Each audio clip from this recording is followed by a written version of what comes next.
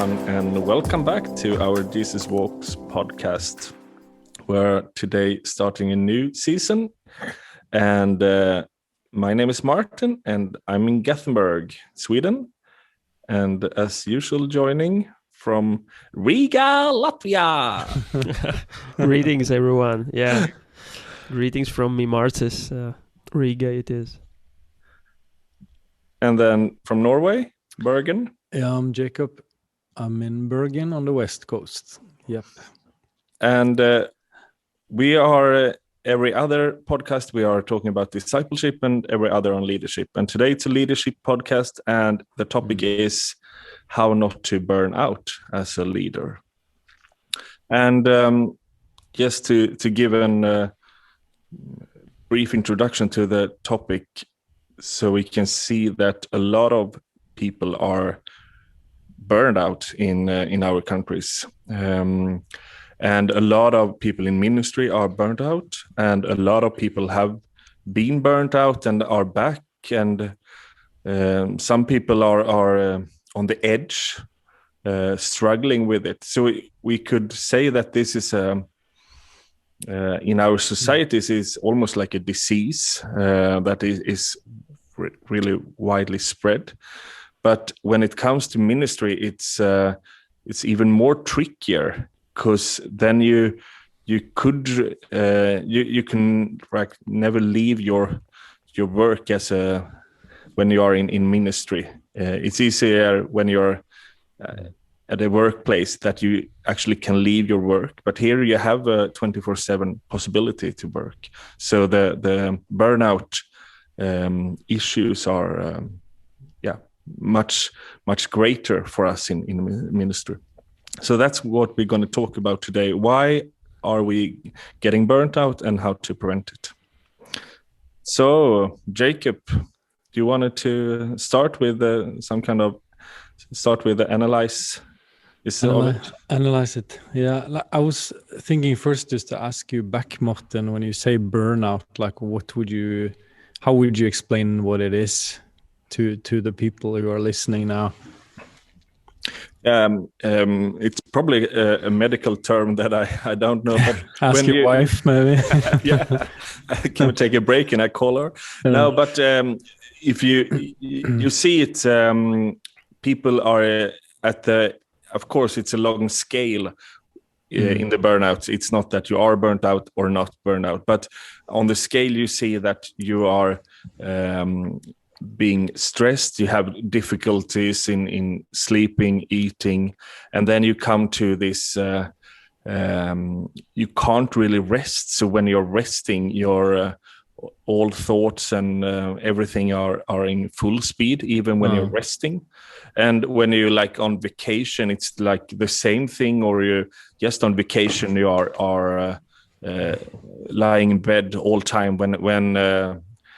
When you have some resting time, you can't really be up doing things. You're just sleeping and really tired. And I had a friend who got burnt out a couple of years ago, and as he said, if he had a good day, he was able to take a walk around the house.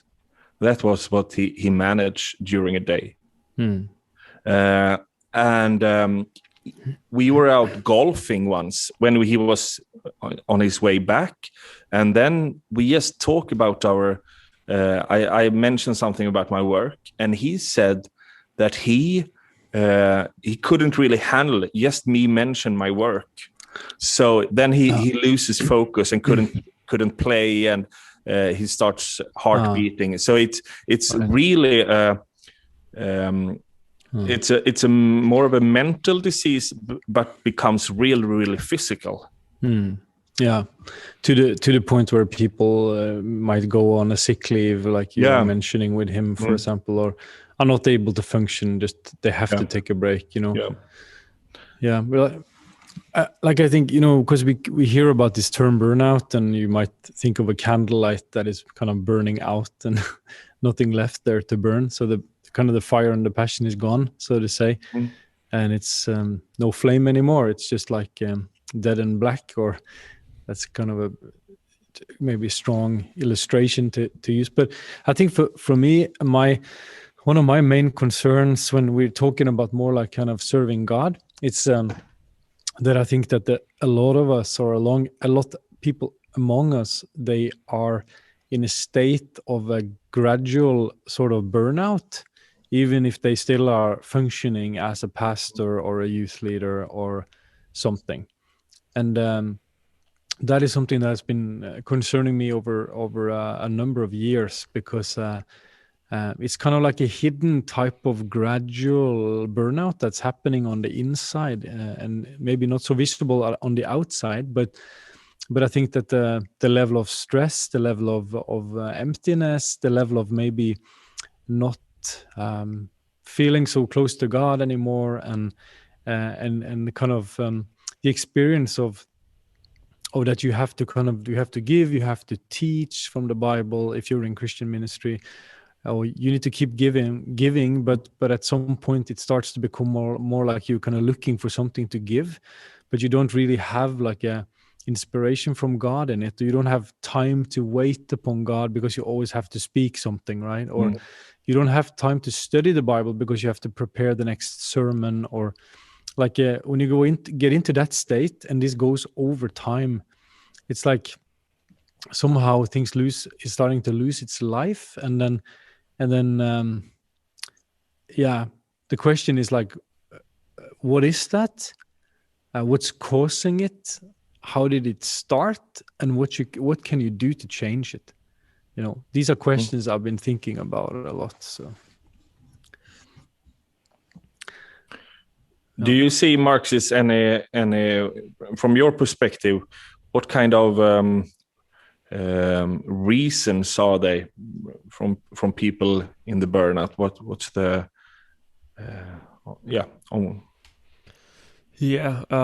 well, I would have to start with that.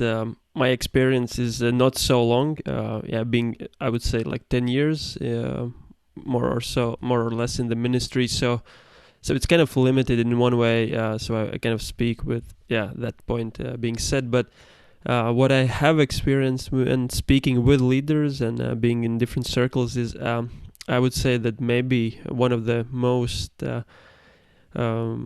experienced reasons I have heard is that basically it is that doing have exceeded being with God, and somehow these kind of ministry responsibilities have taken up scale on such a measure where I think the personal limitations have been kind of ignored whatsoever. And we can talk here about like energy level, physical condition, etc. Like I think a lot soul energy, being with people, that requires a lot. And I think it's really a sad picture to, and often it's said almost as a joke when you're around leaders, that it's kind of a pity party, that you can hear a lot of like how hard the ministry can be, and the challenges, etc. And I think kind of looking at Jesus' life, I think him being the example, right, for us as in the Jesus Walks ministry. I think the one of the pictures I really see is he was so led by Father on such a practical level, in terms of knowing where to go and where actually not to go, and accepting those kind of, I would say, limitations of saying no to the different ministry options. And I would say maybe that's number one thing I have experienced. I mean, there's a lot of other issues, but that's the most experienced one here on my end. I think one of the I think we have a lot of reasons for this, and we will look into some more of them. But I think one of them is that we aren't we want to do good things for God, and it's at the bottom we want to not like impress God, but we feel that we need to do things in order for him to like us, and it's a rooted thing of that we aren't really we can't really rest in our life and in our ministry, so we could always do more things for God. I had a boss a decade ago or something, and he has been burned out several times, and he got burned out just after he left my job at his new job again. And he says that in his family, his parents were missionaries, and they had like a saying that you can always do more things for God. So for him, it was always, he had that, he know it on one end, but when it was a struggle for him, because you could always do more things for God. You can always write another email at night. You can always do that, so to say, another project. And from a lot of us, I think the reason is that we are not really we're not really sure that we are good enough for God. So then we would like to do just a little bit more, so he's happy with us. So I think that's, for when it comes to ministry, that's a thing that a lot of us are struggling with. Perhaps I can add, like, I've been looking at like how Jesus speaks and teaches about how to live, and he has this tendency about like talking about the heart, not just the outward action, right? Mm-hmm. So if you have anger or hatred against somebody in your heart, he teaches that it's murder, basically, right? Like, starts from within and then kind of it gets expressed. And so I think in terms of this topic, of course, even in the Bible, you have like the story of like Moses, right? Who was like judging between Israelites all day, and then his father-in-law, this Jethro, comes and says that you will wear yourself out and the people too, and it can't continue like this. You have to delegate, right? So in terms of like being busy and having just too much, and like the limitations and stuff.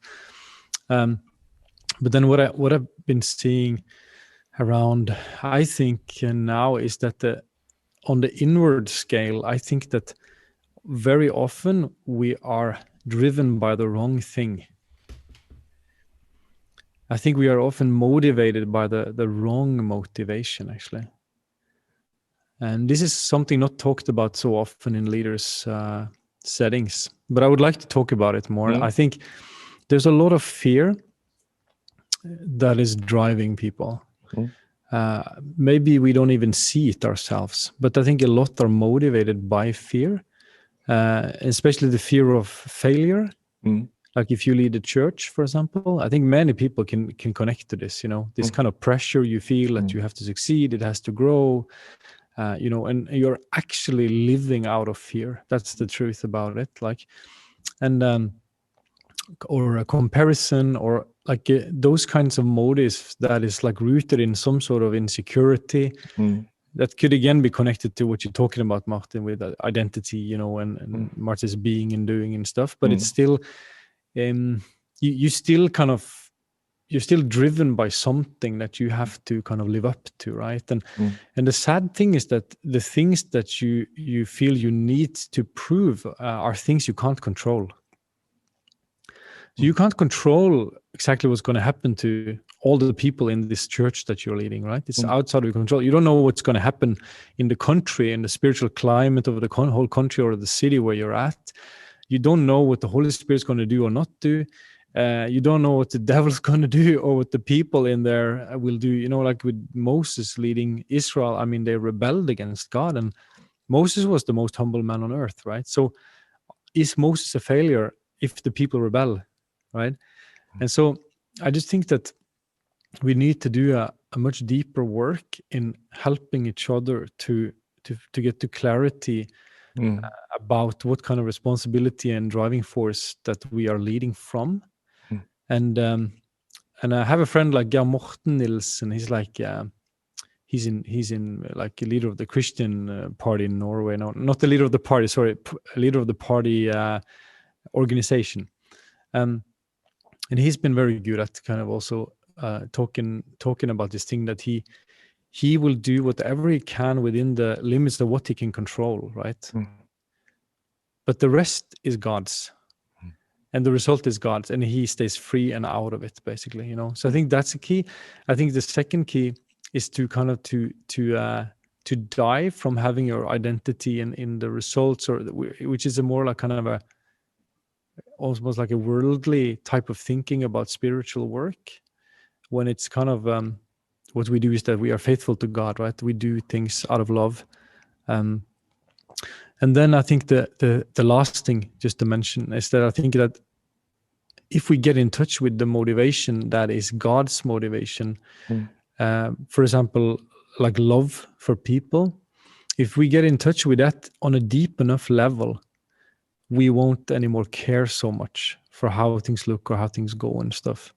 So I think it's a lack of rootedness in motivation often, an inner problem we have. And I think one thing that is connected to this is if you look in the statistics, at least in Sweden, with the burnout, you see that some kind of groups are much more burned out than others, and you say often that the reason for that is that if they can't really control their situation, they are more having higher risk to become burnout.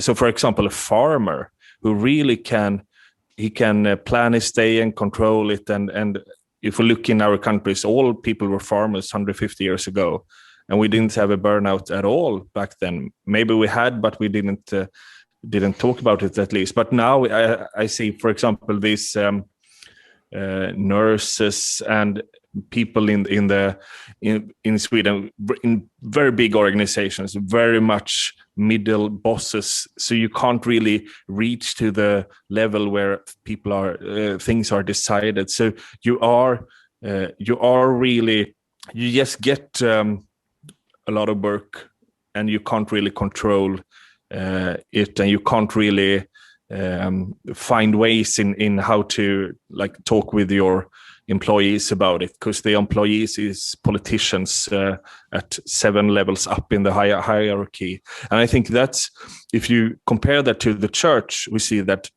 as you said, we have so many wishes and things that are put on us, like success or growth, or this is going to happen, or the church must be more helping out the poor, or we need to have more of healing, or so you have a lot of pressure on you, and you can't really control it, as you're saying. And I think that we are also stepping into God's position and trying to take the control, like Paul is writing that he planted and Apollos watered it, but God gave the fruit. And that we are often, as you said, Jacob, that we are thinking that fruit is more from our end than from God's end. And then we are getting more into responsibility, and then we are on the track into the burnout, because we can't have that responsibility. Yeah, I think there's a lot to that. Of course, on the other end, it's also like a responsibility for us to work hard, to be diligent, like the Bible says as well. And so I think, that's something I've been looking at too, because at times, if you're not diligent, you can also start to feel like a lack of dignity, or like kind of self-confidence. But actually it's with kind of a good reason, because you're lazy, right? So I think it's like, but probably for most people that's not the problem, I guess, but for some it could also be that actually we need to grow up. And that's a challenging thing also for young men, let's say, who grew up in times that were kind of easier times to grow up in our nations, and then and then maybe character-wise, we haven't been kind of built in that way of hard work that some of the previous generations might have been. And so, and then suddenly you're married, suddenly you have children, and so it's also, the Bible is also very clear on diligence.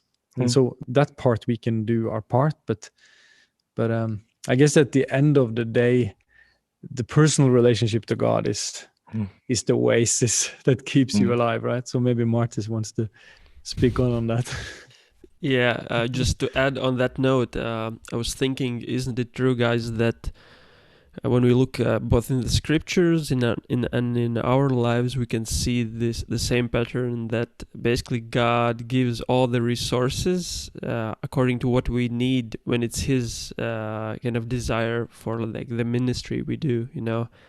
And what do I mean by that is I've seen in my life times when I run after a ministry or a good thing, kind of kingdom building thing. That's not necessarily God's will, so to say, for my season. And I think that's a very tricky path, because it can sound externally very kingdom orientated, ministry building, etc., etc. And at the same time, you know, it might not be the specific thing actually Jesus, leads me into. And I think, and then I step out of kind of God's blessing or will, so to say. And I've seen in those seasons, kind of ministry becomes really hard. It's like a desert often, and still I kind of fight with like a flag. You know, it's kind of a good thing, but actually, Holy Spirit convicts me that it's been various reasons. And then it's this repentance, actually accepting sometimes the limitations of actually what God do you want me to do today, what's for the week, for the month, right? And not running after the vision of someone else, you know, because someone else might be called to something totally different. And I think that's the challenge, and at the same time the beauty that Ephesians 2:10 says that after verse 8, where it says that we have been saved by grace through faith as a gift, so for us not to boast in our works. And then it says in verse 10 that there are the works prepared beforehand for us, because something He has prepared for me, for you, for everyone listening. And I think it's such a important verse if we actually really believe that God knows the things He wants me to accomplish, today, tomorrow. And if I stay connected with Him as a branch, remaining in Him, then I will be able to bring fruit as for the glory of the Father, and there will be life, even if it's not much. I will be doing it with diligence, but there will be life coming out from that season. And the second thing I have just seen that for me, it has also been a fear of men, often actually to say no to ministry options and things, and actually God prioritizing or changing sometimes the emphasis in different seasons, where it's been happening even lately. Beforehand have been more involved also in the musical worship scene and a lot of things, and just invitations, so to say, coming, and I felt God say no, it's not for this season. And it's been a lot of sorries and a kind of explanations to people, but it wasn't easy, and that shift sometimes can be tricky if you have got used to something. It's been kind of in your, so to say, DNA or ministry facet, and suddenly Spirit says, no, there is a shift happening, and are you ready to surrender to me, and maybe, stay behind or be more like hidden for a season. And I found that to be really key for growth and just, my relationship with Father. So, it's a saying that is like this, that if you're doing God's will in God's time, then you will never lack God's resources. And it's both financially and energy-wise. But I think this is a big challenge for us, that we aren't really in God's timing, or are asking the Lord, is this the right thing to do? So I think it's a lot of fear of men, and also like that we have created a culture where that it's, for example, if you get an invitation to go to Saudi Arabia on a mission trip, then you know that all friends will be, oh wow, yeah, you have been to Saudi Arabia, like smuggling Bibles or sharing the gospel, whatever. So it's we have a culture where it's really, really hard to say no to that if that's not God's will, because we know that's so it's a big status thing to do. So I think we also have culture issues with us to see that we must be. It's more of obedience than like the what like looks good and find attractive things for us. But I think I have another track here that I thought about that I think it's tricky, and that is that a lot of ministry time and discipleship times are like a desert. God is quiet, it's hard times, we don't see much fruit, etc., etc. And the problem is, I think here is to discern, because a lot of what you are sharing, Jacob, we could read a lot of people in the Bible or in the church history that he is having tough times. So how would you say that we can discern when we are doing too much and wrong things for God and therefore are feeling tired and like dried out? And when is it just when we are in a season of desert? No. It's not so easy always, I think, to discern clearly. And it's also a question is whether you're doing the right or wrong thing or not. That's one question. But another question is, do you know why you are doing what you are doing? You might be doing the right thing, but you don't know why. And you might be doing the wrong thing because you don't have a connection to your why.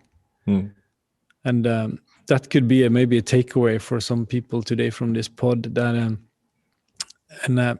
I want to I want to just share a short example. I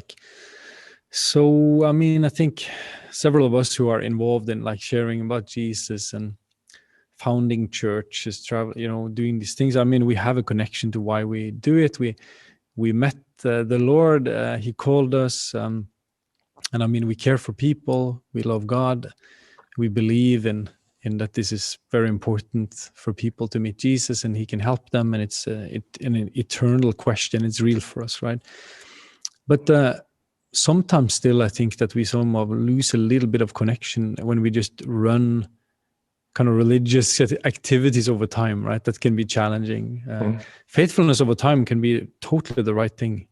It's like you say, it's not like everything happens all the time that is so spectacular. But some days ago, my wife Liva and me, we've been starting to study more about the topic of abortion, because we have now, like in Norway, a political party, a socialist party that has suggested like a change to the abortion laws, and it's very radical and very scary, to have free abortion up until week 22, I believe they are suggesting.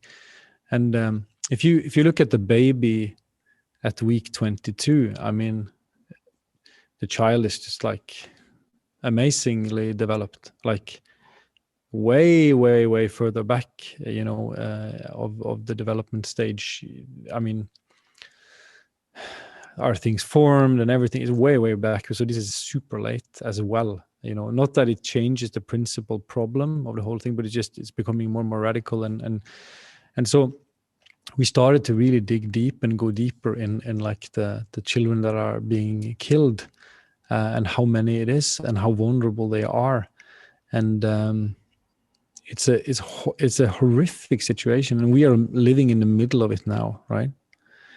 And we were looking at photos of kids that got to live because the mothers got help from some pro-life organization, things like that. And you see the photos of these children, who are alive and well and beautiful and everything, right? And they could have been aborted away, they could have been killed, right?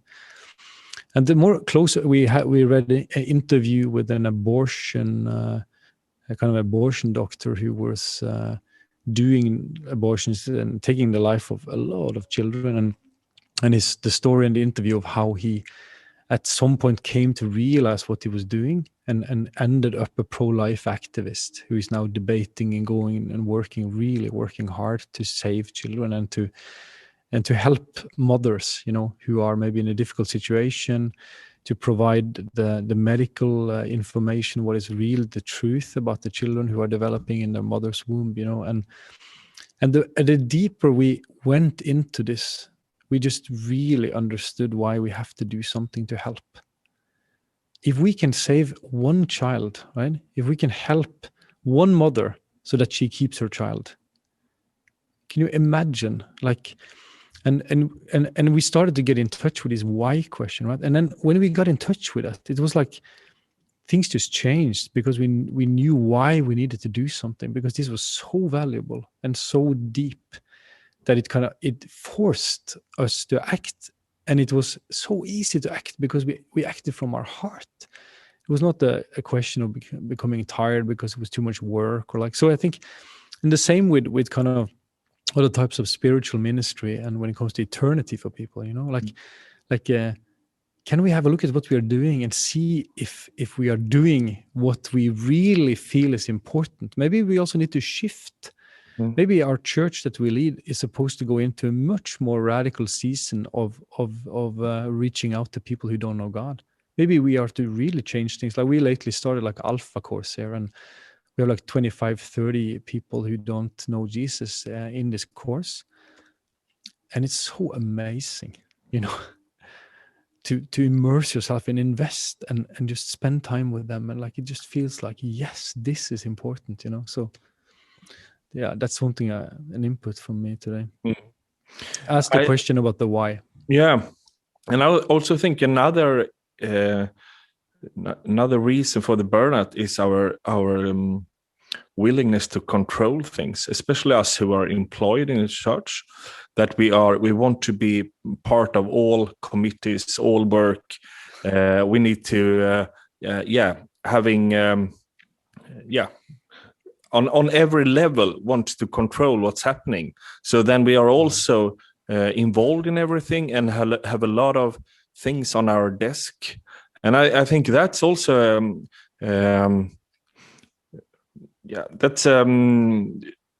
we need to then have the shift in our view, our leadership, that our leadership is to empower and set people into action, not controlling that all people are doing the right thing, because that will definitely lead to burnout. Because I'm taking a role that I'm not having. That role is God's. My role is to set people into action, or help them into their ministry.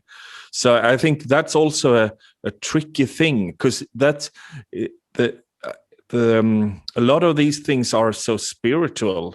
So, because of course it's good to be involved in stuff, and it's good to help out the youth pastor, but it's a fine line when it's a controlling attitude and when it's a helping attitude, for example. And everything here is work for the church. So it's also really difficult to say, no, I'm not going to do this. Now it's time for other parts in my life. So I think it's much difficult for us in ministry, because these are it's the good things that we're doing. And I can add, Martin, to what you're sharing. Was thinking a bit about the idea of leadership, right? And what we read in Ephesians regarding the fivefold ministry, and what's kind of the purpose for the APIST, so to say, is to equip. It's for Ephesians 4:12. It's to equip the saints for the work of the ministry. So the focus is actually not on yourself, but it's actually you release others. This leadership is others orientated, right? And in many ways, I think it's definitely can be connected to many people actually feeling burned out, because in some tribes, I would say in Christianity, it had been or still is maybe in some places a one-man show. It's kind of one man has to fill all the functions, right? And we can look back to the history of the church and try to find reasons for it, but I think it's a sad picture when it's kind of focused on the man needing to fulfill all the functions, instead of actually seeing the leadership main function is to release others. And I think this can be a very practical, actually, way to avoid burnout in many ways as well, because we see this clear demand actually for the leaders to do this, right? And I don't know your comments on it, guys, but I find it very practical and very important aspect for the leaders actually, to not burn out as well on a practical level. That's right. It is. Our time is almost running out.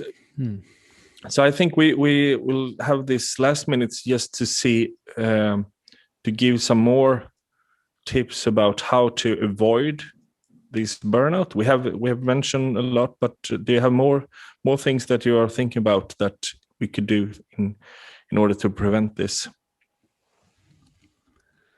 I think stand together with somebody. Somebody who you stand shoulder to shoulder with, someone who can lead and carry in a similar way as yourself. If you have anyone, and if not, pray, look, get advice from somebody. But I think it's also like something spiritual work, and Jesus sent the disciples, in two, and I think you only need one who's really in, and that will make a super big difference. So I think that's one. And then number two, stay free, like what we talked about, these inner things, and like to stay in your freedom. And three, connected to that, I think is just enjoy the relationship to God more than all the things that you are doing in projects, and just stay in love and let that be your biggest fascination, I think. I think in adding to that, especially if you are in ministry like a pastor in a local church, I think the one that you need to stand shoulder to needs to be someone outside your church. So you have someone who could ask good questions about, and that you can also talk about. It's not someone that you're leading at the same time, but you could have someone from the outside helping you, asking the right questions, and questioning you as a church leader, etc., etc. And I also think that looking at Jesus as an example, when he's doing a lot of stuff, but it always starts in the quiet time, praying up, going up early, being with the Father. So it's root, as he said, I'm not doing anything that my Father hasn't revealed for me. And I think that's a really key thing for us to start there. Often we are so busy ministry, and then we are afterwards relaxing with God, but being the first, doing the opposite, that we start in the relationship with God, and then our ministry comes out of that. I think it's a good advice. Just should comment on on the leadership. I think also that to not lead alone in your inner circle also. I think outward input and support and friendships and mentorship is really great and needed. But I think elders of a church is like several elders, right? Paul and his team, Paul and Barnabas. I mean, they. So I would say that don't end up leading alone. Yeah, that's good. Yeah, I can just add, I think, two things. One is total honesty. Be honest wherever you find yourself in whatever place, mentally, innerly, physically, and kind of not live onto others' expectation how you should be, but actually where you are. And I think Jesus said, you shall know the truth, and the truth shall set you free. And I think, of course, he is the ultimate living word, right? But I think in many ways, often part of experiencing that liberating truth can be actually being honest and saying, where am I right now? What I'm really kind of going through? What's my motivation for the things I do? And finding time to be in that place, and finding someone, as Arnt-Jakob said, you can actually be honest with, maybe someone that can relate to the things you do, another co-leader. And the second thing, again, it sounds so basic, but I think it has to be said. It's actually being with God. Before doing for God, it starts being with Him. And we can see that again and again in Jesus' life. And just to read from Luke 6:12, it says, "In these days he went out to the mountain to pray, and all night he continued in prayer to God. And when day came, he called his disciples and chose from the 12 who he named apostles." And and again, I think it's just a picture of what you said, Martin, that it started with him being with God, that place of sustaining his ministry, that place of being with the Father that he was so loved by and adored, and in that place of life, actually surrendering his will. Ultimately, in Gethsemane, we see that he was so surrendered to Father's will for all of his life, for all of his ministry. That from that place he can be so fruitful, right? And we can just read in 3.5 or whatever years he did so much that he wasn't burned out. And I think it's just a reminder to me, just looking in his life and saying, God, how can I live more in this? Just seeing that it starts with this place, being with him before doing for him. Yeah, that's good. Thank you guys for this. And I think just as an ending, that we also need to, it's easy, I think, with the burnout, that is a lot of shame around it, that you are in some kind of failure when you have become burned out. And I think we need both to help each other preventing it, but also standing next to each other when it happens. It's we as body need to help each other to heal and to get back and to come into sustainable lifestyle in it. So I think it's also needs to be addressed, that it's nothing to be ashamed of, and it's something that God has the solution for and wants to help us in. Amen. So guys, thanks for today. We will be back in a couple of weeks with discipleship episode, and it's going to be about how to start conversations about faith with people around me. So that's going to be exciting. Okay, thank you and goodbye. Bye-bye. Yeah,